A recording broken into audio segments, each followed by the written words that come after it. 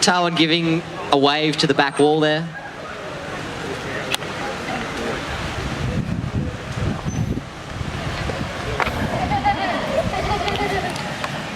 Now folks, you might hear the whistles that James and JV have blowing quite a lot during this training session. Every time you hear a whistle blow, it means the seals have done something right.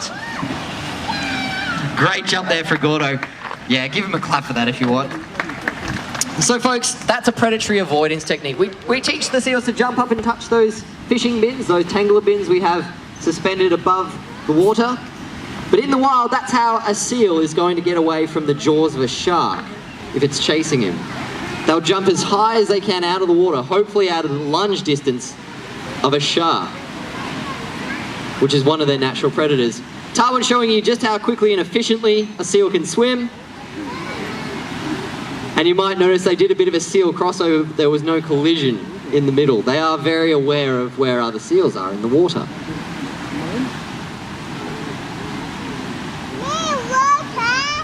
Yeah. So seals are incredibly intelligent animals.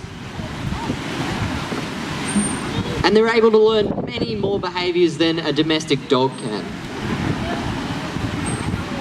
So here at Wild Seas, the keepers are always looking for new behaviours to teach to the seals. Yeah.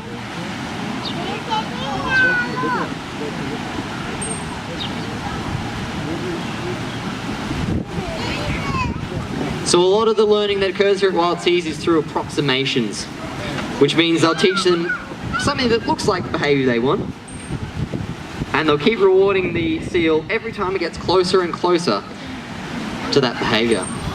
So now, Gordo's going to show you exactly what can happen to our marine wildlife around the Victorian coastline, or in fact any coastline around the world.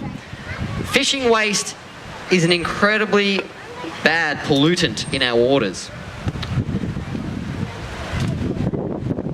Entanglements kill countless animals every single year.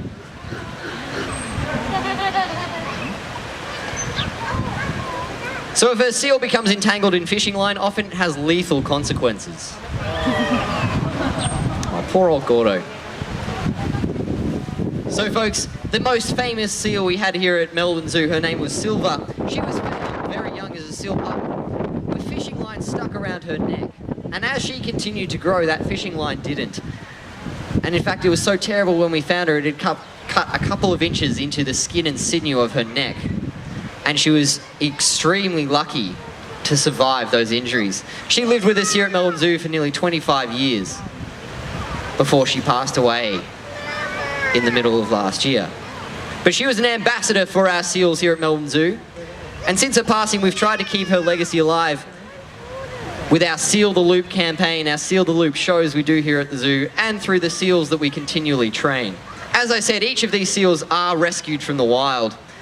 So Gordo was found on a beach down near Warrnambool, which isn't where you should be finding a sub-Antarctic fur seal. They should live much further off the coast of Australia.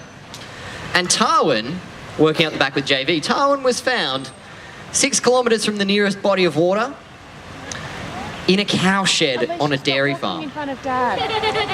which is not the best place for an Australian fur seal to be.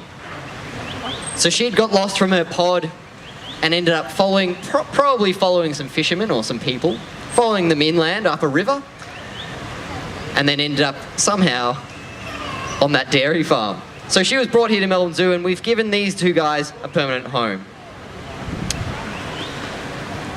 So here at Wild Seas, we've actually recently set up the AGL Marine Response Unit, which is sponsored by our good friends AGL, the energy company. Now that's designed to help out wildlife that are sick or injured around the Victorian coastline. We are able to attend any incident of marine entanglement or injured wildlife along the Victorian coast within 24 to 48 hours. And it's all thanks to AGL, in part, and also thanks to you guys. Even the money you paid to come through the gates today, even your admission, has gone back towards our animals and our conservation efforts both here and overseas. We are a not-for-profit organisation here at Zoos Victoria. So even coming through the gates, you're helping conservation in action, basically. Now, if you would like to contribute towards our Wild Seas Marine Response Unit, everyone give Gordo and Talon a wave. Looks like they've finished our training session for this afternoon. We might run through a few more behaviours, but that's pretty much done. Now, folks, if you would like to help out seals like Gordo and Talon, as you're exiting out towards our Australian little penguins, you'll see we've got a donation bin set up. And that donation bin is designed for you to put any change you might have in your pockets in there. If you feel like it, even 10 cents makes a difference if you guys have it on you. Gordo's showing his appreciation as well.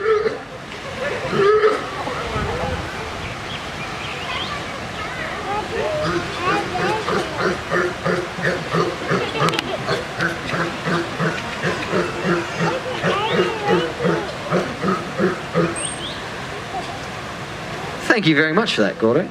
Feel free to give Gordo a clap for that too, guys. He's done pretty well.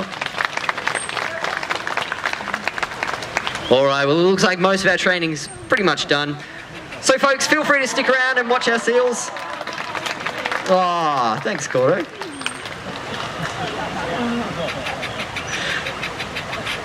Feel free to stick around and watch the end of our training session here at Wild Seas, folks. Gordo's all finished. Looks like Talon's finished up as well.